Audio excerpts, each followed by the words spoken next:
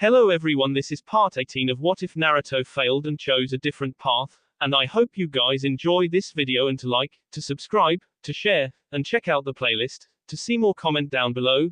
Now let's start the intro. They call me a god. They call me a god. They call me a god. Join my membership, the perks are great. It's in the description. Be sure to like and subscribe, it gives me more motivation. Enjoy. The next day came faster than anyone expected it to, as the village hidden in the leaf was alive, awake, and ready to start another day. For one Kazama Uzumaki Naruto, it was like any other day except he had to have a team meeting with his genin squad bright and early at 6 a.m. for an important announcement from Kakashi. Slade had apparently known about it, but decided not to tell him. He was once more wearing black with orange again, with his black ninja helmet and cloth mask, only the mask was down today as there was no real point in having it on. He had a quick breakfast before he was out the door and made his way to training ground number 3 for the meeting. According to him, it was a way of not having something handed to him, as one of the so-called geniuses would, like the Uchihas or Hyugas, with Hinata and her father being the excluded company of the group. Shame Haku-chan couldn't come with me, but she is going with Zabuza to see this Mato guy person for taijutsu training. From what Slade said, he is officially considered one of the top, if not the top, taijutsu specialist in Konoha to date, thought Naruto as he leaped across the roofs to get to training ground number 3. After a few minutes he reached his destination, finding a certain Uchiha Sasuke scowling his head off at a completely new level with a nose cast covering his face. "Hey Sasuke, did you do something to your hair? You look different for some reason," said Naruto in a mocking way as he looked at Sasuke, trying to find the quite obvious reason he looked different. "It's my nose, you loser. You broke it in 3 different places and I had to have it reset and patched up," said Sasuke, with his voice being noticeably different with the nose now covered in the protective cast. "Perhaps if you didn't say what you did back in Wave Country about Hinata being weak, you wouldn't have this happen to you," said Naruto, his smile leaving him and his face now serious. Sasuke would have scowled further, but the cast on his nose prevented it, as it would have caused him more pain than before. "I still stand by what I said. If she was not so weak, she wouldn't have been taken down so easily," said Sasuke, who could not help but smirk at Naruto as he sensed there was a relationship growing between the two. "Oh really? Tell me, Uchiha, had Hinata not risked her life to protect you, wouldn't you have fallen as she did, and thus making you the weak one?" said Naruto as it was now his turn to smirk at Sasuke. "Whatever, loser," said Sasuke as he went back to brooding as he always did and how he would find a way to kill his brother.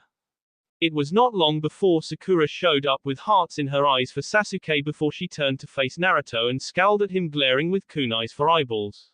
Not long after, Kakashi appeared with a smile on his face and reading his newest volume of Ica Ica Paradise Volume VIII, with special leather covering to protect it from harm. Normally Kakashi himself would be several hours late and make up an excuse, but today was a special day and he did not want to ruin it. Not when Naruto could destroy his book or the very thing on his body that defined him as man down south of the border for being tardy for the meeting he was organizing. "Hey you guys, I just wanted to say that there will be no missions for the rest of the week for us and that I have nominated all of you for the Chunin exams," said Kakashi, putting his book away before giving them each a form to sign. "So is that why those ninja from Suna are here in Konoha?" said Sakura, making Kakashi and Sasuke give her a puzzled look. As Sakura explained what happened yesterday involving the 3 genin from Suna, the 3rd Hokage's grandson, and the fact the red-haired one named Gara was scared of Naruto. Naruto looked over the form once before signing it as he wanted to advance in rank to go out on missions without having to worry about Kakashi or the other 2 being a pain in his ass. "You must have patience, Naruto-kun. A wise and strong ninja knows when to go into battle. Do not become a foolish one. They are the ones that go down the quickest," thought Dragona, as she had been asleep for some time after Wave Country due to Naruto summoning so much of her dark power.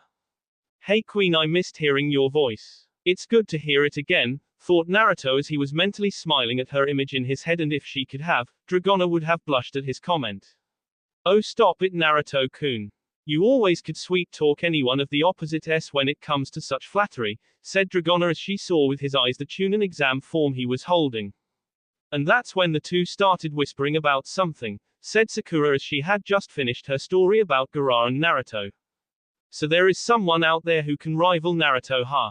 If I could beat him during the Chunin exams, it would prove I'm getting close to Naruto's skill level, thought Sasuke as smirked, slightly ignoring the pain of his nose as he didn't realize that through most of Sakura's story that he had been frowning. Kakashi, however, did not smirk at all, as he took all this information in. He had done his research on the nine-tailed demon lords after Slade was sealed inside Naruto. He found out about the sand demon named Shukaku that lived in Wind Country. Apparently, from what he read, the beast could manipulate the very sand that its body was made up of and was mentally unstable. Now that same demon inside a kid at Naruto's age was here in Konoha ready to participate in the Chunin exams. He would have to go even further with Sasuke's training then, he thought. Thanks for the heads up, Sakura. Because of you, we know something about the Genins from Suna, said Kakashi, giving her a smile that could only be determined from his once seeable U-shaped eye. Aren't you forgetting about the other Genin teams that are going to be participating in the Chunin exams, Kakashi-sensei? Said Naruto in an innocent sort of way. Shut up, loser, you are just upset that you didn't tell us when you had the chance, said Sasuke as he tried to get under Naruto's skin. Hey Sasuke, you have this horrible thing attached onto your face. Oh, wait, I forgot that is your nose. Unless you want me to break it again, or any other part of your body for that matter, I suggest you know your place, said Naruto, grinning as the Uchiha who was now scowling again along with Kakashi. Sakura was just plain mad as hell, with her eyes giving off fire once more, indicating that she was going to try and hurt him once more. You take that back, Naruto, yelled Sakura, pointing an accusing finger at him before cracking her knuckles ready to deliver a great deal of punishment to him, if she could catch him. I think not. Now if that's all for today, I'm gone to do my own thing for the rest of the day while you do yours, said Naruto as he was gone in warp of fire before anyone could stop him. Well, at least he's gone. Come with me, Sasuke, I have to teach you several of the usages that I know that you can use for the Chunin exams, said Kakashi, motioning the Uchiha prodigy to follow him to a training ground he had prepared for them. Wait, Kakashi-sensei, what about me? Said Sakura as she had been getting this nagging feeling that with all the strong people around she was feeling very weak. Oh well, I hadn't planned on that, but since you do need some training for this week, why don't you seek out Mitarashi Anko? She has some free time on her hands today and she could use someone like you to train, said Kakashi as he and Sasuke left, Sakura looking slightly pale as she clearly picked up what he was originally going to say. Maybe this Anko lady can give me a few pointers, thought Sakura before her, inner Sakura, decided to voice her opinion. Yeah, that way we can impress Sasuke and whip Naruto's butt. Cha, thought a riled up, inner Sakura, as she pumped her fist into the air in Sakura's head. Hyuga compound 2 hours later. Hyuga Hinata walked through her family's home as she headed out to meet her sensei, that was Yuhi Kurenai. Her sensei along with her teammates Aburame Shino and Inuzuka Kiba were to meet at the required training ground for a quick meeting that was to be, as her sensei called it, of the utmost importance. As she walked with kunai and shrunken in her waist pouch, she was intercepted by her younger sister of 4 years, her junior Hyuga Hanabi. Hello sister, said Hanabi as she stared up into her older sister's soft eyes with her hardened ones. Gee, good morning Hanabi. Why you up so soon? Said Hinata as she was surprised that her sister would be up at this time. It's not important enough for you to know. Though I must say that your stuttering is almost as pathetic as you are in fighting me, sister. How our father is able to see any potential in you I will never know, said Hanabi as she just sneered at her older nervous-looking sister. If there was one thing Hinata could not stand recently was the belittlement of others, with herself being last on her list. However, in her recent time with Naruto and even to a certain greater extent Haku, Hinata had developed a small, but still noticeably potently strong backbone. Father is a very wise man. If you insult him again I will have to make sure you are punished, said Hinata as she deplored violence towards her own family like her sister, her very snobbish sister. You punishing me? That is about as laughable as that commoner of a boy that you love ever succeeding in something important. You would have a better chance with the Uchiha prodigy, seeing as he has to revive his clan, said Hanabi as she sneered at Hinata, all the while thinking that her weaker sister was nothing but a joke. How wrong she was. Hinata was starting to enjoy the feel of her anger towards her sister at the mentioning of her Naruto. Even the fact that her younger arrogant sister had just insulted him and her all-in-one made her involuntarily activate her Byakugan, slightly surprising the younger sibling.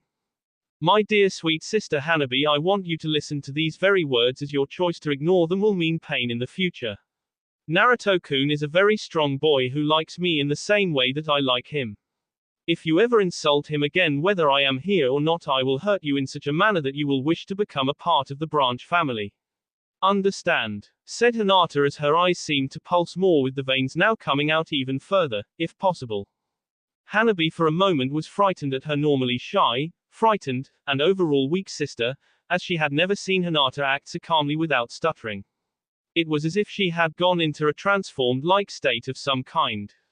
What's more, all of it seemed to stem from saying something taboo about the boy she had been infatuated with for some time.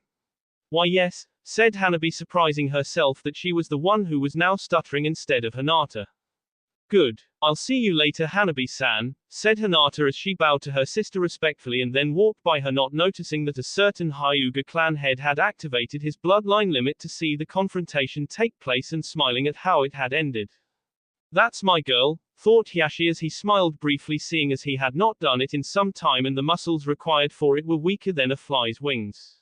Training ground number 9 to 1 hour previous. Haku could not believe she had to get up so early before leaving right away just to meet the taijutsu trainer Zabuza had found for her an hour ago. She left 30 minutes right after Naruto, but she did not have a chance to say goodbye to him, even though he did before he ran out the door. As it stood, both she and Zabuza were now at the designated spot where they saw two of the strangest people they had ever seen to date. The taller one of the two, that was obviously the Junin instructor, was wearing green spandex, Junin vest, with soused orange leg warmers, bowl-shaped haircut, and the thickest eyebrows they had ever seen. They saw that he was watching a mini-me version of himself without the vest, punching and kicking a log that looked like it had seen better days. Please tell me this guy is not the one you had in mind, Zabuza-san, said Haku in a pleading fashion, though she knew it was pointless. Sorry Haku, but I think you are out of luck here. Just remember, it is the inside of a person that counts, not the outside, said Zabuza as they continued, though somewhat reluctantly, to walk towards the two green spandex wearing duo. Are the infamous Momochizabuza and his Prodogey Haku have come to bless his US with their flames of youth.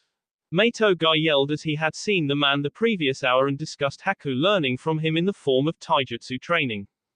Please don't yell so loud, Guy. I have very sensitive hearing that I would like to keep into my old age, said Zabuza as he rubbed his inner right ear with his pinky finger. My apologize, Zabuza-san, but I thought your hearing would be able to handle the ever so great powers of youth that I am filled with, said Guy, giving a nice guy pose, flashing his teeth at them, making both Zabuza and Haku see spots. Wear sunglasses next time, thought Haku and Zabuza as it took a moment for the spots to leave their eyes. Lee, go run 200 laps around Kohona and then do 3,000 push-ups while I talk with our good friend here, said Guy, making Haku sweat at the sheer workout that this man with thick eyebrows just gave his mini version of himself. Yes, Guy-sensei. If I cannot do that, I will do 3,000 jumping jacks, and if I cannot do that, I will do 2,000 punches, said Lee as he raced off to do his training. So you weren't kidding earlier when you said you push your students hard. That is good, because that is what Haku needs right now. She is too dependent upon her speed and her bloodline limit that involves water. I need her to get more balance in her so she will have something else to fight with should such techniques fail in battle, said Zabuza as he now looked at Haku, whose eyes widened in disbelief at the fact that she was going to be run ragged by a weird guy in green spandex with thick eyebrows. Yes, I want to prove to everyone that geniuses are made, not born, like they with the Uchiha and Hyuga clans are. It is my belief that hard work and perseverance in a pupil are better than someone gifted who just wants things handed to them as if they should. From what you told me earlier, Haku has both such things with the desire to work hard and is a genius at the same time. Under my guidance I will make her a worthy rival of my Rock Lee, said Guy, once more setting into a nice guy pose, making Haku and Zabuza close their eyes before the light from the shiny teeth blinded them. I'm sure Haku will become strong in your area without a doubt in my mind. However, today's session will have to be light as she has a meeting with the third Hokage later in regards to testing her rank among the other ninjas here. Also, if you ever want your pupil to learn from me about swordsmanship, then send him my way so I can have a sword made for him to use, said Zabuza as he felt he should give something in return for the man letting him train his student. The sword you wield is quite heavy, but then again so are the weights my Rock Lee wears and wielding a sword of your caliber, so it would mean more training for him.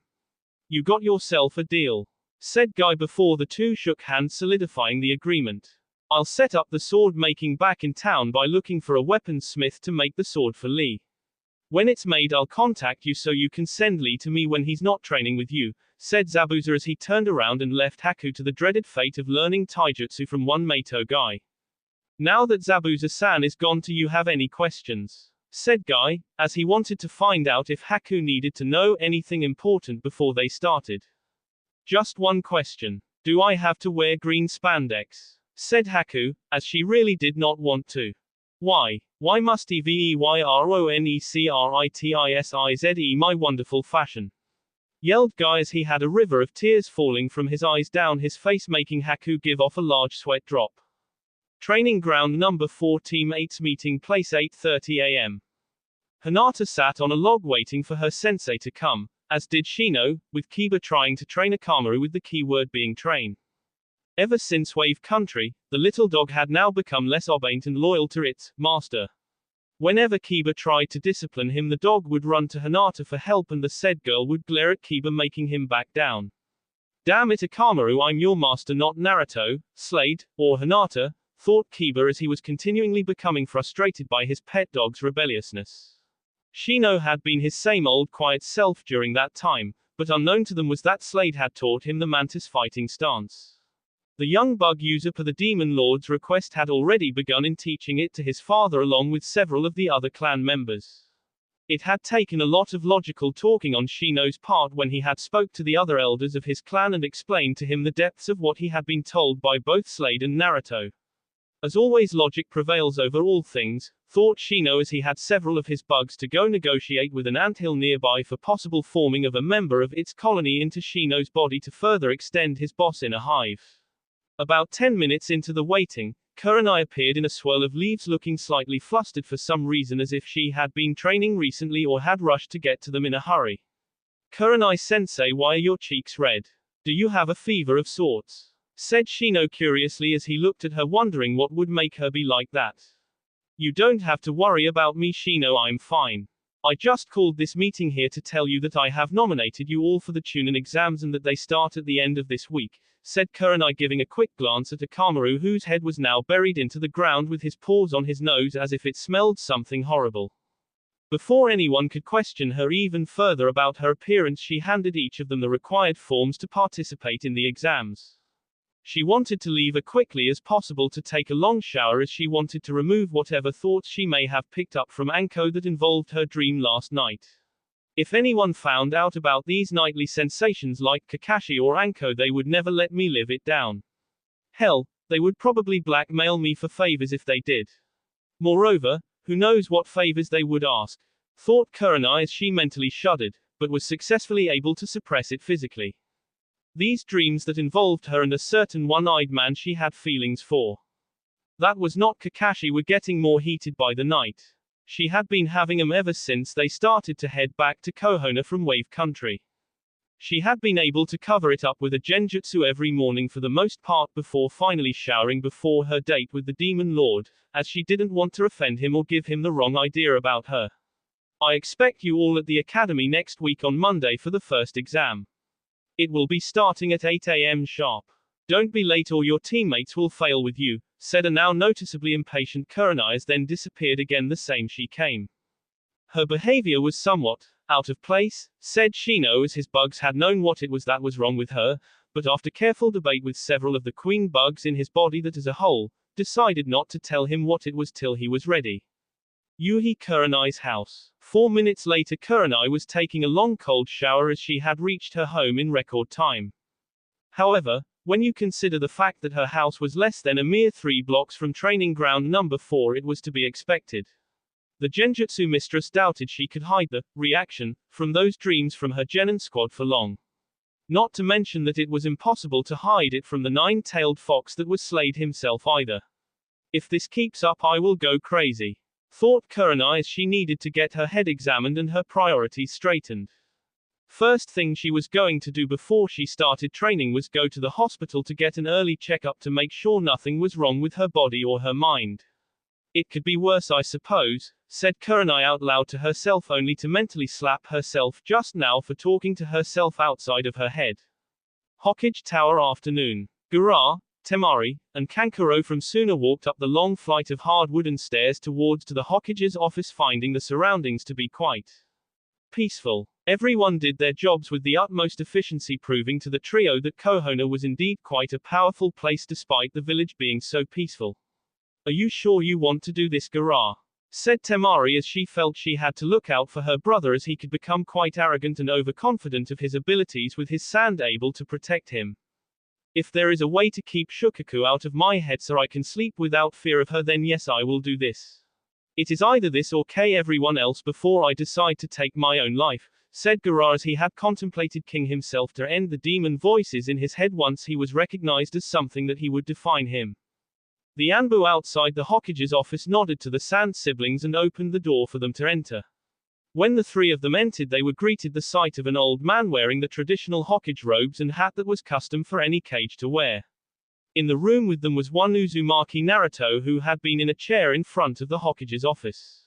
You must be Gaara, said the Hokage as looked directly at the red-haired boy and the tired eyes that were on the demon vessel's face. I am. Is it true what Uzumaki-san said? Is it true you can silence Shukaku's words that she whispers to me every day of every night? Said Gaara as he had an almost pleading sound to his otherwise silent self.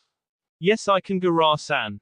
You see, from what Naruto has told me, your seal is incomplete and much weaker due to how it was made to contain her. I assume your father, the Kazekage, did this to you on purpose. Said the Hokage, keeping a straight face that went even straighter at the mention of the boy's own father. Yes. He used my mother as to make me into the perfect weapon.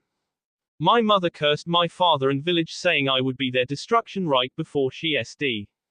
My father was afraid that your demon vessel would be molded into a sly weapon, so he felt he should try to counter Konoha's demon vessel with a vessel of his own.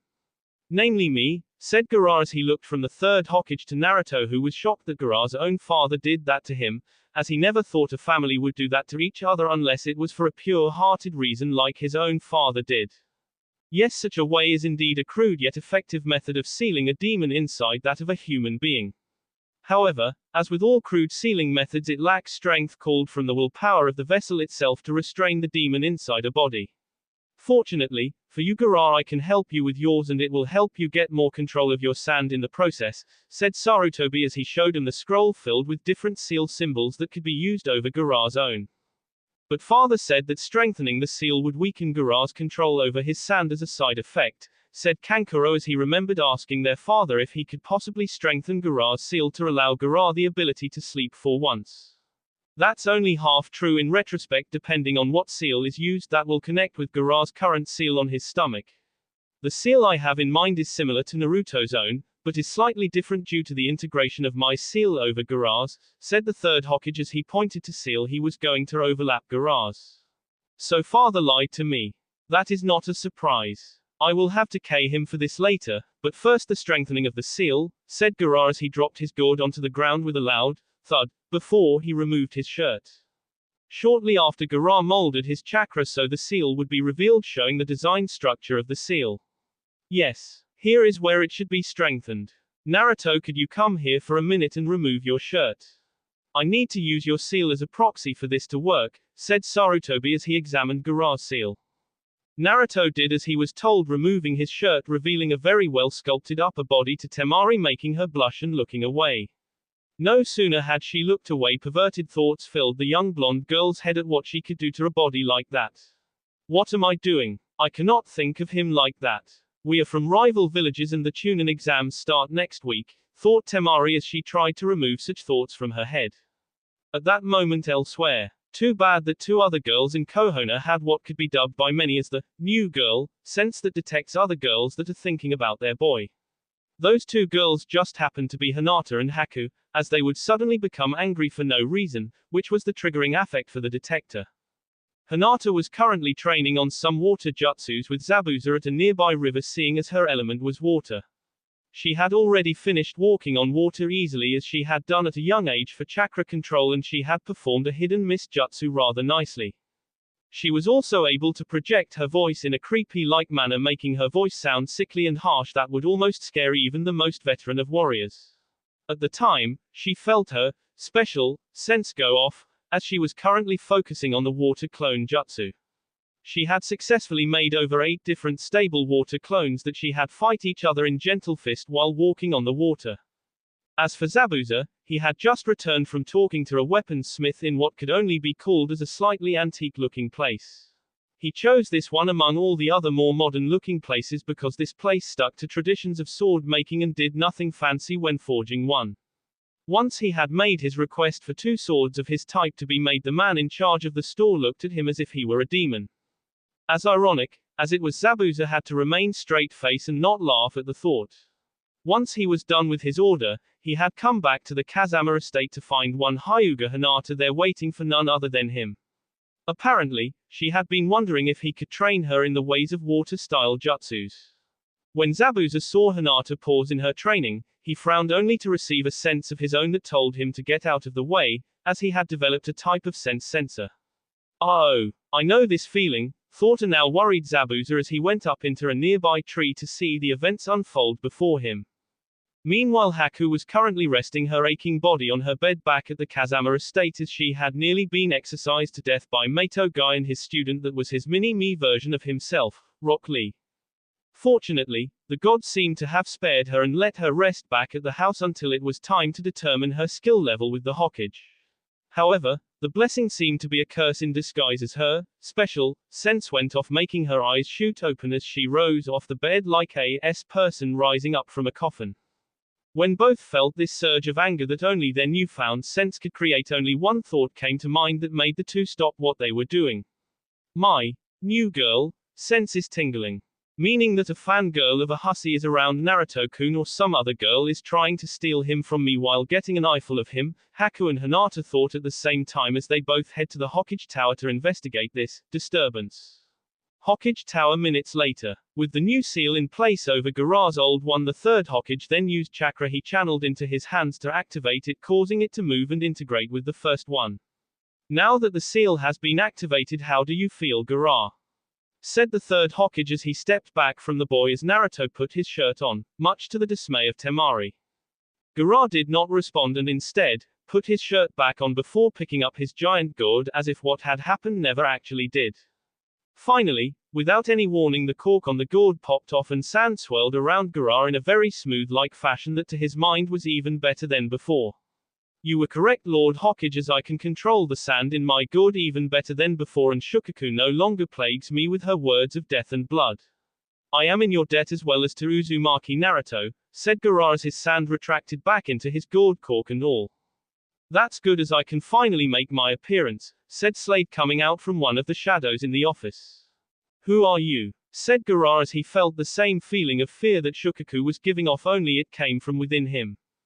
Gaara had never been afraid of anyone or anything for over a decade that he had almost forgotten what it felt like. The name Slade, Gaara-san, and as for your mind asking itself just who I am, I'll tell you. I'm your demon's most hated enemy, said Slade, carefully phrasing his words so Gaara would understand. You are, said Gaara, wide-eyed in surprise as he understood what Slade was talking about, as he had heard how the demonic raccoon and the fox hated each other, but he had quickly closed his mouth as Slade merely nodded to him to answer his question. Yes, Gaara, I am him. Come on out, Terror, said Slade in a commanding voice, making Gaara receive a slight headache, causing him to grab his stomach with his hands as the seal glowed yellow before a human-looking hand came out of it.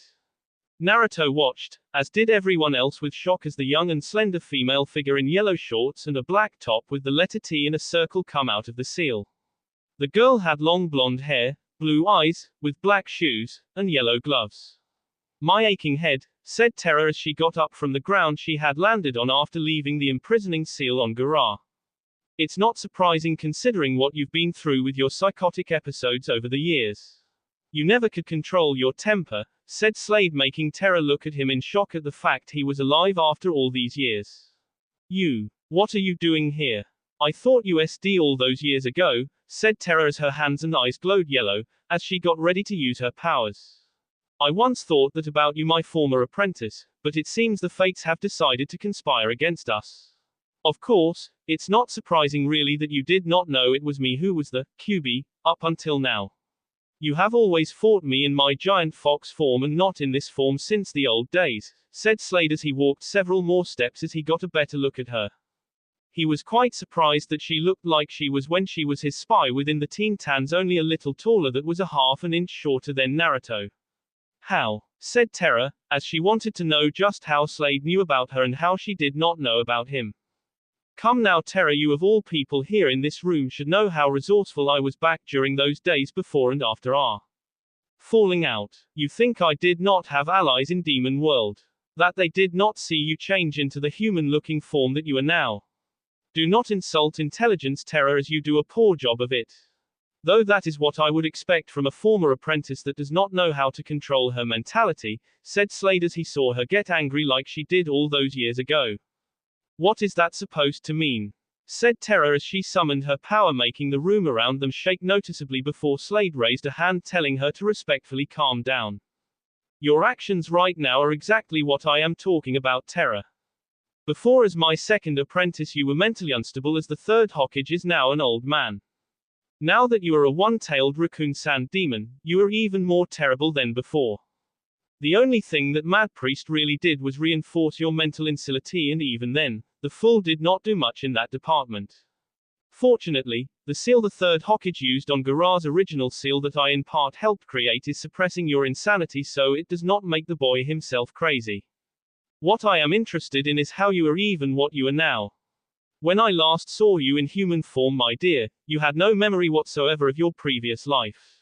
Though after the whole incident with being my apprentice and then turning to stone, I'm not really surprised that you would, said Slade, as he looked at her with his ever soul-piercing eye, making everyone in the room except Naruto and Gaara shiver. I don't really know myself. I think when I SD for real, the earth transformed me as if it. I mean, she did not want me to It was like being reborn again, only from within the earth itself, as I was changed into something else.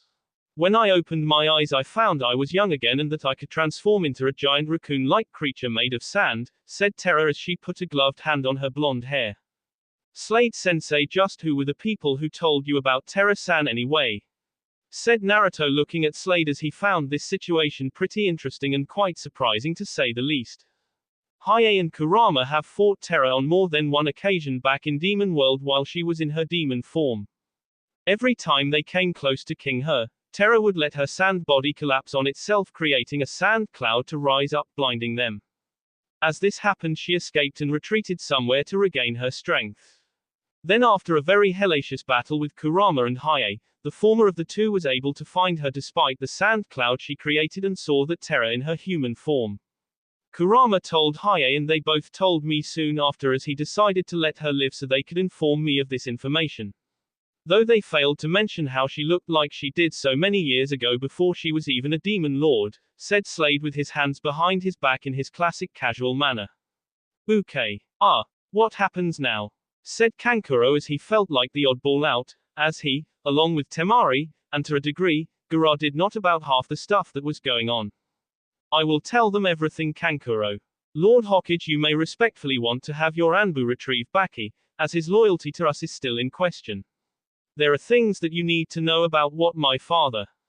I mean the Kazekage, as he has sinister plans against Kohono set in motion, said Gaara as he decided to enter this little conversation, having made up his mind about what to do with his life due to this new course of action. I see. I will do just that. Slade, could you please tell Zabuza to find their Junin-sensei at the hotel they are staying at? Tell him I want Baki here alive and if possible, in one piece despite the resistance the man may put up, said Sarutobi, seeing the one-eyed man nod his head before disappearing in warp of fire. Thank you, Lord Hokage, but I have one request to ask of you before we continue further into this. When Baki is brought here, said Gaara as he eyed each of the people in room so they knew to pay attention to what he had next to say. Oh, and what is that, Gaara-san? Said the third Hokage, looking at the boy, finding that there was more than he had expected. Yes, it is no secret between my older brother and sister that I hate my father for what he did to me, or the villagers in Suna for how they treated me. I can no longer call that man my father or a cage that I would serve for that matter. In return for the three of us serving the Leaf Village faithfully in this matter, I would the chance to defect to Kohono by the end of the Chunin exams, depending on Baki's loyalty, said Gaara, showing to some degree the bloodlust that had stayed with him through the years. Bloodlust that was his to call his own from being constantly exposed to terror for so long that even now made almost everyone in the room shiver. What about me? I mean, what happens to me of all people? Said Terra as she felt she had to play some part in this little drama more than she should have. From what Slade told me, the seal he helped create and add to the scroll was designed to contain your insanity and the madness of the mad priest. It is in a separate part of Gaara's mind that has been closed off indefinitely until it can be removed in another manner. You are still bound to Gaara as he can still move the sand in his gourd. However, now that you are staying Terra, I think you should consider training Gaara to use his sand better than he already does and finally let him sleep later tonight, said Sarutobi as he took the pipe off his desk and smoked it as he felt the urge to do so again, call upon him once more. No sooner had the old man of a Hokage done that had two girls that were Naruto's age and around it barged into the man's office looking around at who was in the room. It did not take long for the two of them to focus solely on Temari and Terra. However, through their special sense, they seemed to refocus on Temari. They felt the jealous anger of a sense they used aimed towards her more than the other one, as the now targeted girl was at the moment looking at Naruto with a look neither girl liked. What do you think you are doing? Why are you looking at my Naruto-kun? Said Haku and Hinata before they both looked at each other, sending lightning-enhanced glares at each other as they had not anticipated the other being in the Hokage's office at the same time.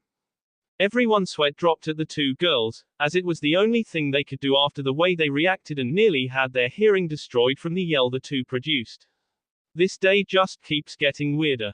Well, it's better than having fangirls chasing me to have me bear their children, again. Thought Naruto as he remembered dodging several fangirls, both villager and ninja alike, at least 3 different times, before heading to the Hokage Tower.